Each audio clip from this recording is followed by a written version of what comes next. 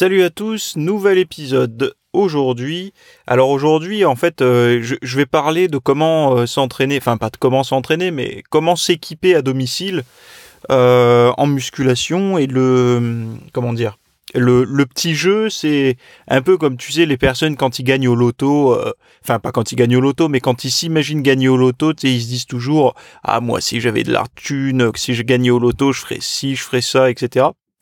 Et ben là, en fait, c'est un petit peu le même truc, tu vois. Si moi, demain, je devais me faire un home gym, alors un truc raisonnable. C'est-à-dire, c'est pas un home gym si t'as gagné au loto avec 300 mètres carrés à aménager, hein. Je parle vraiment d'un home gym dans un petit garage, dans une petite pièce, dans une chambre, par exemple, qui pourrait servir de salle de sport. Après, moi, j'ai pris les équipements qui me plaisent et qui sont relativement chers pour vous donner des idées. Mais chacun est libre de prendre les appareils qu'il souhaite. J'ai repéré des modèles moi qui me plaisent, je les ai pas et je pense que je les aurai peut-être jamais. Enfin, ça dépend si un jour je me fais une vraie salle à domicile, mais c'est des équipements qui coûtent relativement cher. Mais pourquoi j'ai pris ça comme exemple? Parce que ce sont ceux qui me semblent les plus complets pour pouvoir s'entraîner à domicile, pour avoir vraiment une bonne base, quoi. Autre chose, ça on va voir ça tout de suite. Pour ceux que ça intéresse, ce week-end, enfin là, dans quelques jours, je sors une grosse vidéo pour les membres VIP. Donc ça sera un cours vidéo sur s'entraîner sur machine, comment bien faire. Alors le programme pour débutants et puis, enfin en fait le programme pour tout le monde, quoi. Savoir comment s'entraîner à domicile. Sur machine ou en salle sur machine, de savoir si c'est possible de prendre du muscle dans des salles comme Keep Cool, tous ces trucs là.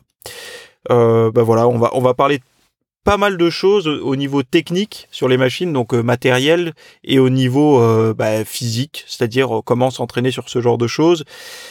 Et puis un petit peu rassurer les gens par rapport à tout un tas d'interrogations sur l'entraînement avec machine et non avec poids et haltères. Bon, on revient au sujet du jour. Alors, est-ce que je crois que j'avais noté quelque chose. Non.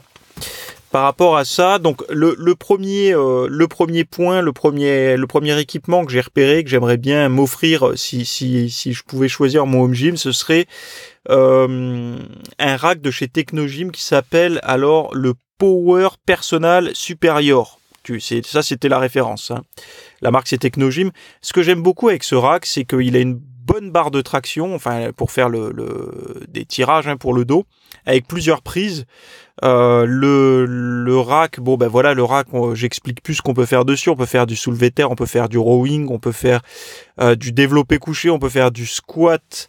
On peut faire du curl biceps, on peut faire plein de choses finalement, parce que le rack, le kit, il est vendu avec le banc, il est vendu avec une barre, je crois, des poids. Donc c'est vraiment un truc super compact pour mettre chez soi. De mémoire, il est moins haut en hauteur qu'un rack de salle de sport, mais bon, quand on le voit, il fait plus professionnel que certains racks de salle de sport. Il y a aussi des possibilités de faire des extensions. Enfin là, les gens ils vont croire que je travaille pour Technogym, mais on peut ajouter de mémoire des barres pour les dips. Donc sur le même rack, on peut faire dips, traction, enfin plein de choses. Donc ça pour moi c'est, alors de chez Technogym ou ailleurs, pour moi un rack c'est vraiment le bon truc. Et vous regarderez, si vous regardez la référence, moi je préfère les racks qui peuvent se plaquer au mur plus que des racks qui sont en forme de cage. Je préfère que les sécurités elles dépassent du rack plutôt que ce soit des sécurités qui soient à l'intérieur d'une cage. Pour moi ça prend moins de place. Et puis pour moi les points forts du rack, il faut qu'il ait les supports réglables, donc pour poser la barre, des sécurités, donc des longues tiges pour pouvoir assister, que ça soit au squat ou au développé couché, et puis pour pouvoir permettre de faire du soulevé de terre partiel aussi. Et évidemment une barre de traction en haut pour que ce soit profitable, quoi. Deuxième équipement, une poulie vis-à-vis. Donc une poulie vis-à-vis d'angle. Donc moi celle que j'ai repérée, c'est celle de chez Body Solid. C'est des poulies vis-à-vis qui sont en V en fait. Je sais pas comment expliquer ça, mais on peut caler cette machine dans l'angle d'une pièce. Ça prend assez peu de place. Les gens ils sont en train de se dire une poulie vis-à-vis dans une chambre, ça doit être un truc de fou, mais mis dans une pièce, celle-là est très très compacte. La référence c'est la S2FT. Donc voilà. l'avantage de cette poulie, d'une poulie vis-à-vis réglable, c'est qu'on va pouvoir faire tous les mouvements de pec, d'épaule, de triceps, de dos si on cale le banc, etc. Donc c'est vraiment quelque chose de bien. Bon, moi j'aime bien celle-là parce qu'il y a des rangements, je l'ai déjà testée, elle est relativement fluide au niveau des câbles et tout. Donc c'est quelque chose que j'aime bien.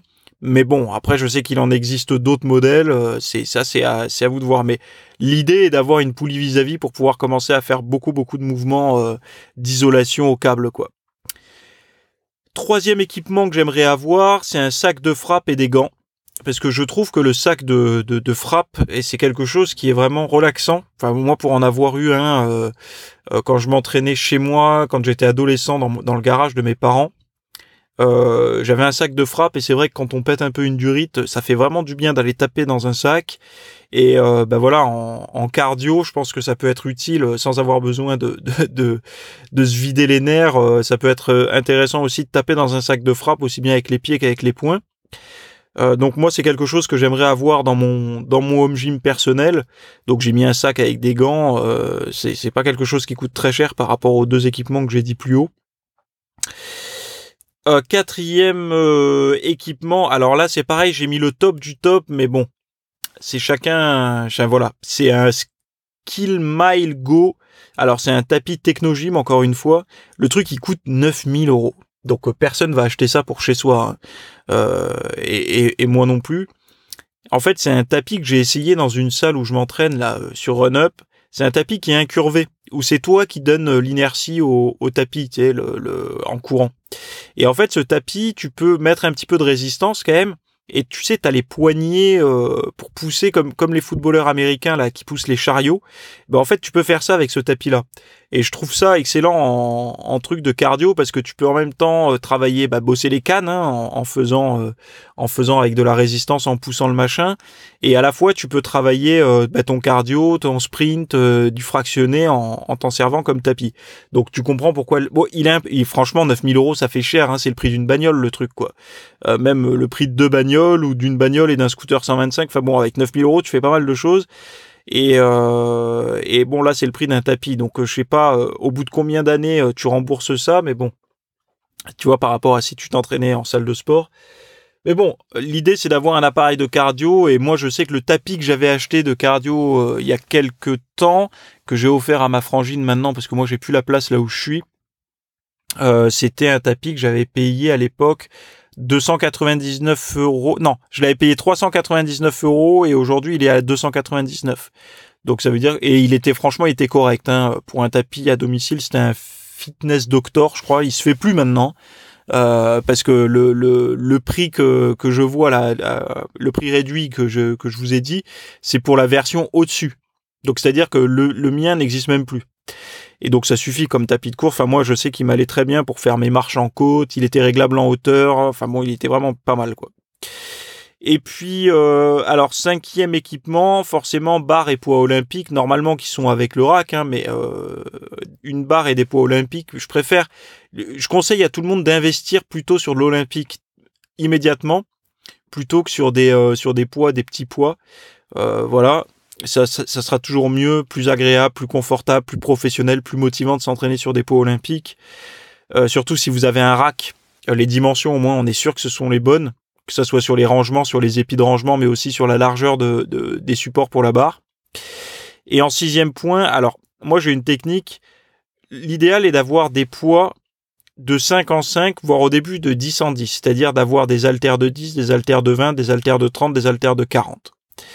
Bon, ça coûte très cher les haltères, c'est pour ça qu'on peut pas se permettre d'avoir un rack complet d'haltères chez soi. Et après d'avoir un jeu avec des petites barres et des attaches réglables, c'est-à-dire un jeu d'haltères par exemple Décathlon réglable, tu sais. Comme ça, avec ça, on va se créer les haltères intermédiaires. Alors l'idéal c'est d'avoir des poids de 5 en 5 comme je disais, donc bon, peut-être pas 5 mais 10, 15, 20, 25, 30, 35, etc. Et pour faire du dégressif ou pour avoir des points intermédiaires genre 12,5, 17,5, 24, enfin voilà, tout des poids comme ça, d'avoir des jeux de petites tiges avec des disques pour pouvoir se créer des trucs réglables, ce qui permet avec un jeu d'haltère par exemple, si on décide de faire une dégressive au pec, je commence à 25 kilos, et ben je me crée une haltère de 22,5 avec mes trucs réglables, ce qui me permet de faire ma première série à 25, dégressive à 22,5, dégressive à 20. Et voilà, comme ça on fait 3 séries. Et avec juste un jeu d'haltères, d'haltères réglables, ça nous permet de pouvoir faire ça. C'est dans un souci économique. Il y en a qui vont me dire ça coûte cher. Bien sûr, on peut commencer qu'avec du réglable. Hein. Mais moi, je parle de personnes qui sont vraiment sérieuses, qui ont envie de faire qui s'entraînent déjà en muscu, qui ont vraiment envie de s'équiper chez elles. Donc, elles ont conscience qu'elles vont pas abandonner dans 3 mois et qui ont déjà mis 500 balles par an depuis peut-être 10 ans dans des salles de sport, quoi. Donc, faites le calcul. Je pense que si vous comptez encore vous entraîner 10, 15, 20 ans et que vous voulez le faire chez vous, voire plus, en termes d'années, ça vaut peut-être le coup de commencer à s'équiper sérieusement chez soi. Moi, mon idée, ça serait de commencer, ce qui va venir, hein, à m'entraîner chez moi et en parallèle continuer un petit peu en salle de sport au début pour après avoir vraiment une bonne salle, quoi. Donc je récapitule. Moi, j'ai donné des références avec du très haut de gamme, mais c'est pas ça ou rien. Là, moi, je donnais vraiment comme si j'avais gagné au loto, ce que je m'achèterais comme truc. Mais je récapitule pour une personne qui veut s'équiper chez soi. À mon sens, il faut un rack à squat avec barre et poids olympique, une poulie vis-à-vis. Faute de poulie vis-à-vis, commander des élastiques avec des poignets dans un premier temps pour pouvoir faire des mouvements un peu d'isolation. Un sac de frappe avec des gants pour faire un peu son cardio, ou un appareil style corde à sauter, tapis de course ou autre, et puis des haltères. Là déjà avec ça on peut faire vraiment pas mal de choses. Après en fonction de chacun, ça sera peut-être plus le rameur pour le cardio, peut-être plus le vélo, j'en sais rien. Mais moi avec ça, je pense qu'on peut, c'est pas je pense, et je suis convaincu qu'on peut faire le basique, et évidemment un banc réglable. Parce que normalement il est fourni avec le rack Technogym, mais il faut un banc réglable en inclinaison, incliné, décliné, et pensez surtout à prendre un qui a l'assise, donc là où on pose son cul, qui est réglable. Parce que faire des développés inclinés assez lourds sur une assise qui est pas réglable, c'est-à-dire qui va rester horizontale, c'est hyper inconfortable. Donc prenez vraiment un banc où l'assise, faites-moi confiance, parce que moi j'ai fait la connerie de pas prendre une assise réglable, et je me retrouve aujourd'hui avec un banc où quand je prends mes haltères de 40 kilos, je glisse comme un con, parce que oui, j'ai un banc et des haltères chez moi, c'est le seul matériel que j'ai. Et donc prenez vraiment un banc avec une assise réglable. Quitte à ce qu'il soit pas décliné, en termes de trucs, ça vous pourrez le décliner en mettant le banc sur une certaine hauteur, mais prenez l'assise réglable. Voilà, donc après, il y avait quelque chose que je voulais dire, non, je terminerai par une citation super intéressante de Spinoza, mais d'abord, juste pour vous dire que si vous voulez voir la formation sur l'entraînement sur machine, parce qu'il y a plein de gens qui se posent des questions. Ouais, mais moi ma salle c'est une keep cool. Est-ce que je peux prendre du muscle avec des machines? Comment faire, etc. Il y aura toutes les réponses à ce genre de questions-là dans la formation que je sors ce week-end. Donc allez voir en description le lien pour pouvoir vous inscrire ou pour mettre un petit rappel pour être notifié de la formation. Et on va voir comment bien faire, comment s'entraîner, pour qui, voilà, on va tout voir. Je vais pas vous faire le détail maintenant, ça vous intéresse peut-être pas, mais en tout cas pour tous ceux qui veulent savoir comment s'entraîner sur machine, ça sera ce week-end. J'aimerais terminer sur une citation de Spinoza que j'ai trouvé intéressante parce que je suis en train de me taper en ce moment l'éthique de Spinoza qui est compliqué. Moi, j'ai pas fait d'études, donc j'ai pas fait de philo, et j'apprends vraiment sur le tas, pas par devoir, mais par envie. J'aime vraiment ça. Et c'est quand même un sacré, pas un pavé, mais la lecture est un petit peu compliquée. Enfin, en tout cas pour moi, par rapport à mon niveau. Et je me retape plusieurs fois les mêmes passages pour bien comprendre. Mais il y en a un qui me plaît bien, début de citation. En effet, personne n'a fixé jusqu'à présent la puissance du corps. Je veux dire que l'expérience n'a encore appris à personne ce que le corps peut faire ou ne pas faire.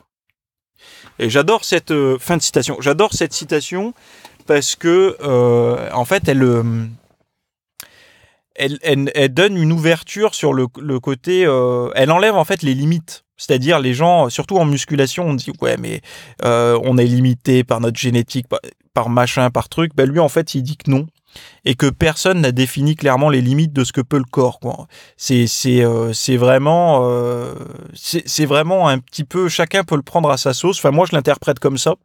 C'est-à-dire que il y a pas de limite. C'est-à-dire que personne va te donner tes propres limites. C'est plutôt à toi, à un moment donné, de trouver tes limites ou alors de les surpasser, quoi. Je suis plutôt satisfait par rapport au podcast parce que je me rends compte que l'audience est grandissante, c'est-à-dire qu'au début il y avait que 1000 écoutes parce que les podcasts c'est de l'audio, etc. Sur YouTube je regardais, donc sur YouTube en tout cas il y a que 1000 écoutes, mais il faut savoir que je suis écouté sur iTunes, sur SoundCloud, parce que oui ils sont tous sur SoundCloud aussi, sur Stitcher, je crois que c'est comme ça que ça s'appelle. Et puis sur mon site web là où c'est le plus écouté, c'est-à-dire qu'il y a un bouton play, on peut les télécharger aussi sur mon site. Donc ça fait plaisir parce que j'ai vu qu'au fur et à mesure des mois, j'ai triplé l'audience rien que sur YouTube pour des podcasts. Donc ça veut dire qu'il y a des gens qui sont presque aussi barges que moi qui aiment bien m'écouter, ou en tout cas je me rends compte qu'il y a au moins plusieurs personnes qui en ont un peu plein le cul d'avoir des vidéos sur le dopage, sur toutes ces merdes, enfin c'est des trucs qu'on en a rien à battre en fait nous, et qui ont envie un petit peu d'avancer, d'avoir des trucs, des discussions comme si on était entre nous. Donc voilà, ça fait combien de temps que je parle ? Ça fait 16 minutes, donc si tu t'étais lancé dans ton cardio, ça fait déjà 16 minutes que tu fais ton cardio, pas mal. Donc continue, et puis on se retrouve pour le prochain épisode, la semaine prochaine, ou on se retrouve avant si tu regardes la formation sur les machines de muscu, qui est dans quelques jours. Je te dis à plus, bye.